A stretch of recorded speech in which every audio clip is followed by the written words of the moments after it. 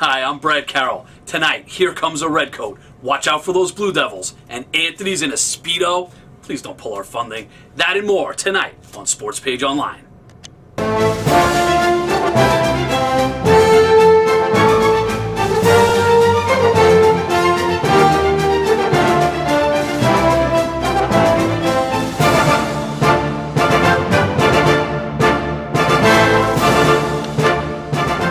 Of Bristol Eastern girls basketball coach Tony Floyd is still a hot button topic here in the area. For those that don't know, Bristol Eastern beat rival Bristol Central 73-16 in a girls game last week. Bristol Eastern continued to press, left their starters in the game, and some parents, fans took exception to that. Apparently the Bristol school system agreed, suspending the coach for one game. Now, the school system cannot comment publicly on a personnel issue, but sources told the Bristol Press's Johnny Burnham that it was because of the lopsided score. Find out more on this story in my final take later on in the show. For now, here's Joe and Evan.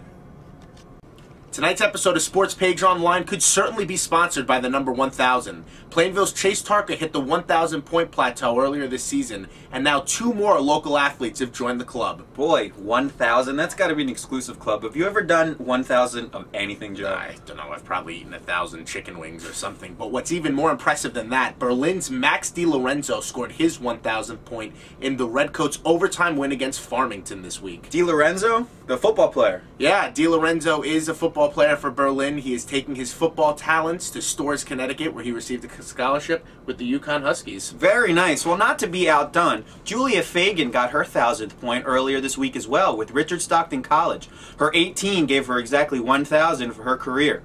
Now we're going to throw it over to Anthony, who's hopefully not in the Speedo. No, God, I hope not.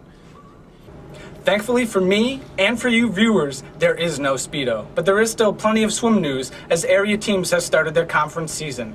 Bristol scored a huge win over defending CCC South champion Berlin earlier this week. It was by far their best meet of the season, and everyone on the team did great work. Berlin, meanwhile, despite the loss, has a lot going for it. It's a young team, but it has some outstanding veteran leadership and two great swimmers in Kevin Kozakowski and Dan Klotz. There's a lot to like about the Redcoats, and they should be better as the season goes on. Now back to Evan.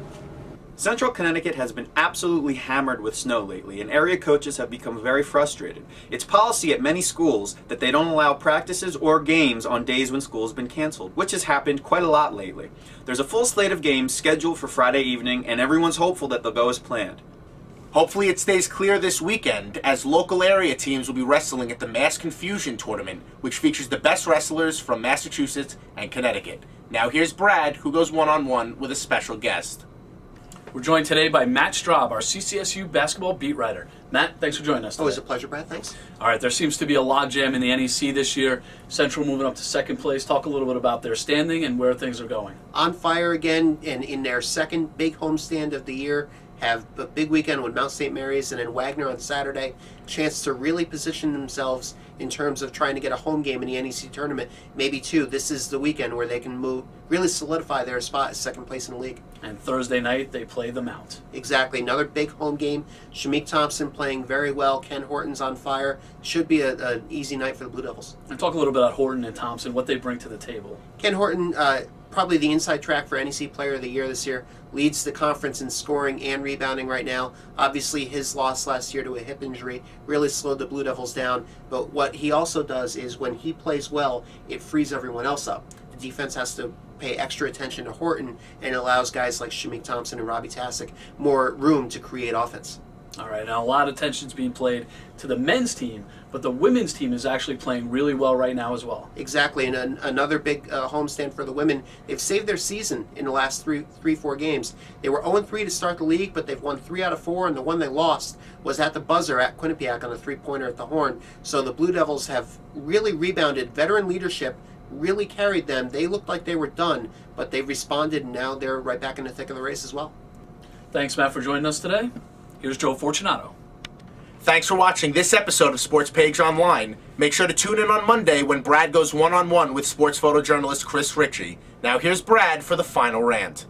The Bristol Public Schools' decision to suspend Tony Floyd for 1 game is a prime example of when parents go wrong. There is no reason in the world why the school should have suspended Floyd, even though the team ran up the score against rival Bristol Central. This is a game, this is sports, this is life lessons, and no one's learning anything if you suspend a coach for winning too big. That's the final rant, and that's the final take here on Sports Page Online.